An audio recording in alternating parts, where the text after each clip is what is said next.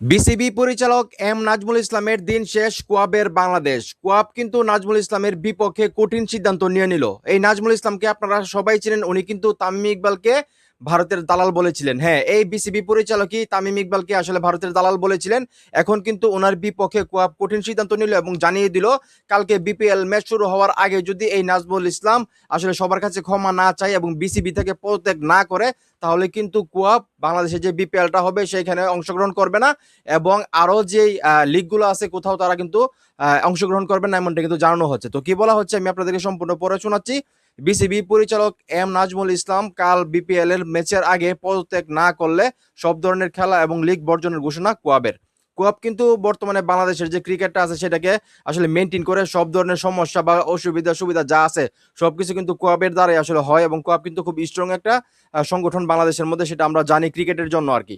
সেইখান থেকে কিন্তু কোয়াব আসলে খেপে গেছে বলতে হবে। কোয়াব কিন্তু আগেও আলটিমেটাম দিয়েছিল, যখন তামিম ইকবাল খানকে আসলে উনি ভারতের দালাল বলেছিলেন, তখন কিন্তু কোয়াব বলেছিল সবার সামনে ক্ষমা চাওয়ার জন্য। আজকে কিন্তু আসলে বিসিবি পরিচালক এম নাজমুল ইসলাম ক্রিকেটারকে অনেক ছোট করে কথা বলেছেন, যেখানে উনি বলেছেন যে বিশ্বকাপ খেলতে না পারলে বাংলাদেশের ক্রিকেটারদেরকে উনি ক্ষতিপূরণ দেবেন না।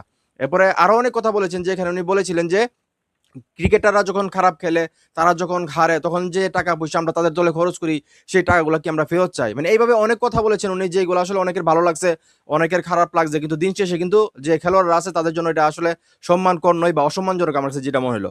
তো দিন শেষে এখন কোয়াপ কিন্তু ওনার বিপক্ষে চলে গেছে এবং খুবই স্ট্রংলি জানিয়ে দিয়েছে কালকে বিপিএল ম্যাচ শুরু হওয়ার আগেই ওনাকে পদত্যাগ করতে হবে এবং সবার কাছে ক্ষমা চাইতে হবে। তো এখন এই মুহূর্তে যারা আমার এই ভিডিও দেখতেছেন, এই যে কোয়াপ কালকের বিপিএল ম্যাচের আলটিমেটাম দিল এম নাজমুল ইসলামকে যে ওনাকে বিসিবি থেকে পদত্যাগ করতে হবে, তো আপনাদের কি মনে হয় ওনার পদত্যাগ করা উচিত, ক্ষমা চাওয়া উচিত, নাকি আসলে ভুলটা কোয়াবের? আপনাদের কার ভুল মনে হইতেছে সেটা অবশ্যই কমেন্ট করে জানাবেন।